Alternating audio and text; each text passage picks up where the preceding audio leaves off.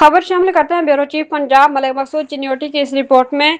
Punjab emergency service rescue double 122 district Chiniot deputy commissioner Ayesha Rizwan और district police officer doctor Naveed Atif ने दरिया चनाब के मकाम TDCP पॉइंट पर रेस्क्यू डबल 122 के ज़ेर एहतमाम फ्लड सीजन 2026 के हवाले से मुनक़दा प्री फ्लड मॉक एक्सरसाइज का मुआयना किया।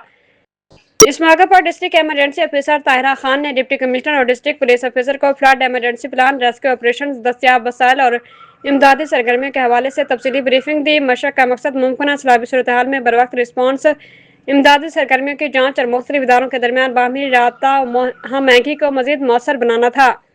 रेस्क्यू डबल 122 महकमा सेहत, पुलिस, महकमा ज़राअत, civil defence, social welfare, livestock और दीगर मुतल्लिका इदारों ने फर्जी मशकों में हिस्सा लिया।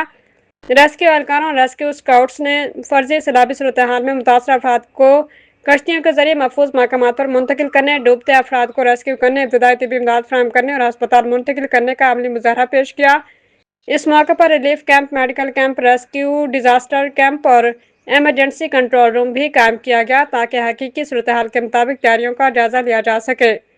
डिप्टी कमिश्नर आयशा रिजवान और district police officer doctor Naveed Atif ने रेस्क्यू डबल 122 और दीगर मुतल्लिका इदारों की तैयारियों और कारकर्दगी पर इत्मीनान का इजहार करते हुए कहा कि जिला इंतजामिया किसी भी मुमकिन हंगामी सूरत हाल से निपटने के लिए मुकम्मल तौर पर तैयार है।